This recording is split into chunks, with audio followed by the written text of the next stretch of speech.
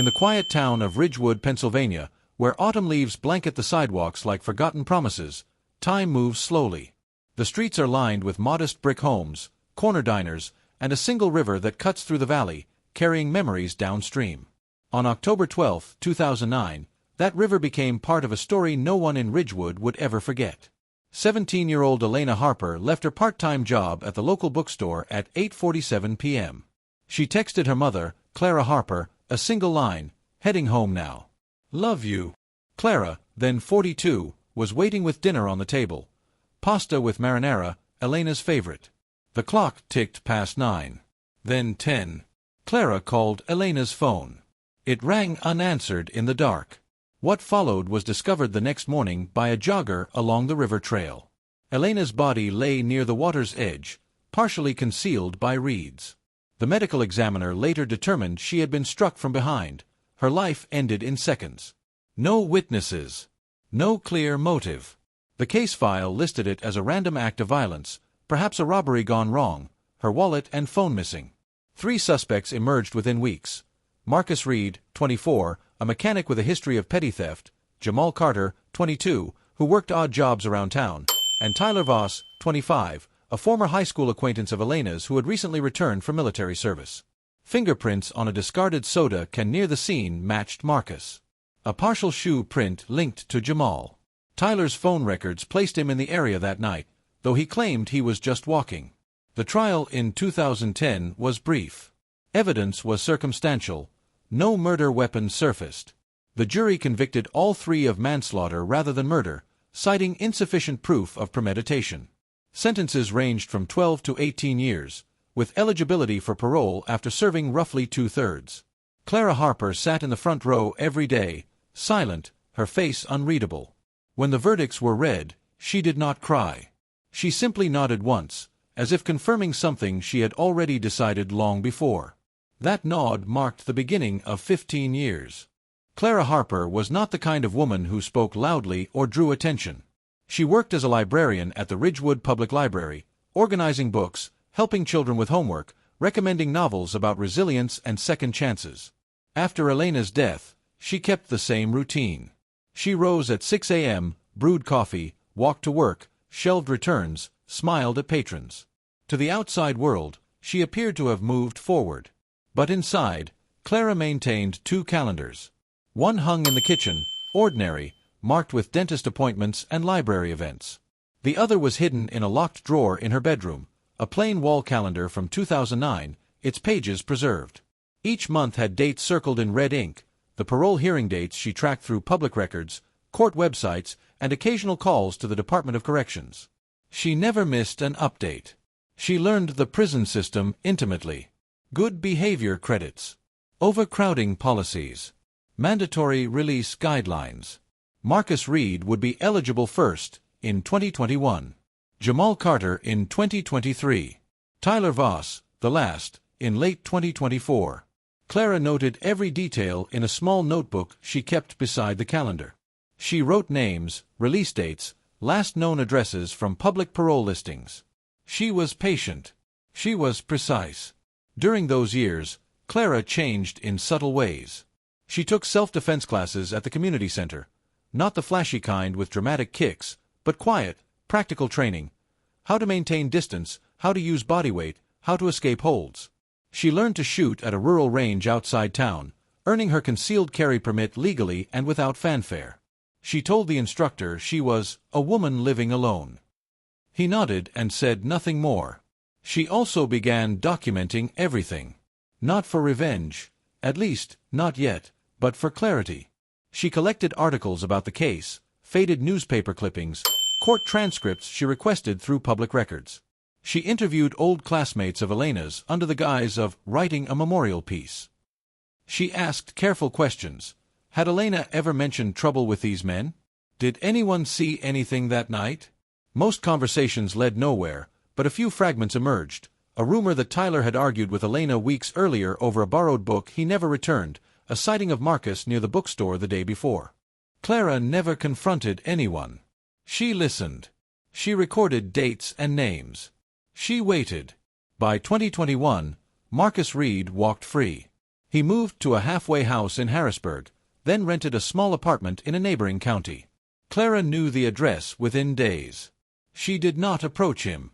Instead, she drove past once, noted the gray sedan in the driveway, the routine of his days. He worked nights at a warehouse. He lived alone. Jamal Carter followed in 2023. He settled in a low-income complex on the edge of Ridgewood itself, close enough that Clara sometimes saw his name on local job listings. He drove a blue pickup. He kept a low profile. Tyler Voss was released on November 18, 2024. He returned to Ridgewood, staying with an aunt on Maple Street. He found work at an auto parts store. He avoided eye contact with most people. Clara watched from a distance. She never stalked in the dramatic sense. No hidden cameras, no midnight vigils. She simply existed in the same town, collecting pieces of their lives the way a librarian collects overdue notices, methodically, without emotion on the surface. The town had changed in 15 years. New families moved in. The bookstore where Elena worked closed during the pandemic and became a coffee shop. The river trail was paved and lit at night. People spoke of Elena less often. Clara understood. Grief has an expiration date in public conversation. But not in her. On the evening of December 3, 2024, exactly 15 years, 1 month, and 21 days after Elena's death, Clara Harper set her plan in motion. She invited them separately, under different pretexts, to the same abandoned mill on the outskirts of town. The mill had been shuttered since 2018, its windows boarded, its parking lot overgrown. Clara had scouted it months earlier. It was isolated, but not so remote that a scream would go unheard if needed. She chose it for its symbolism, a place where things once made were now forgotten. For Marcus Reed, she used a burner phone and a fake name. She posed as a representative from a victims' restitution fund, claiming there was an unclaimed settlement tied to the 2009 case. He agreed to meet at 7 p.m. to sign paperwork. For Jamal Carter, she was a freelance journalist writing a "Where Are They Now?" piece on reformed offenders. He hesitated, then agreed, perhaps curious, perhaps hoping for redemption in print. 8:30 p.m. For Tyler Voss, she was an old classmate of Elena's who had found something Elena wrote about him and wanted to return it privately. 10 p.m. She arrived early, parking her car a half-mile away and walking in under cover of dusk.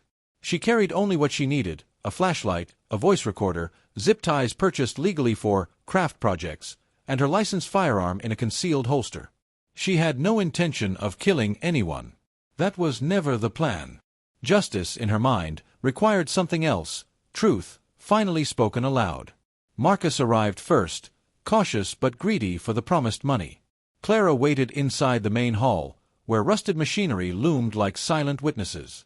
When he stepped through the broken door, she switched on the flashlight, blinding him momentarily. "Marcus," she said calmly, "do you remember me?" He squinted. Recognition dawned slowly. "Mrs. Harper, sit down." She gestured to a metal chair she had placed in the center of the room. He hesitated.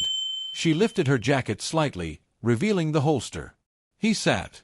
She began recording. "Tell me what happened that night. The whole truth. No omissions." He laughed nervously at first, then fell silent when she reminded him the building was soundproofed enough that no one would hear if things went wrong. Over the next 40 minutes, he spoke. He admitted the three of them had planned to rob someone that night, anyone easy. Elena was in the wrong place. Jamal struck first. Tyler held her down.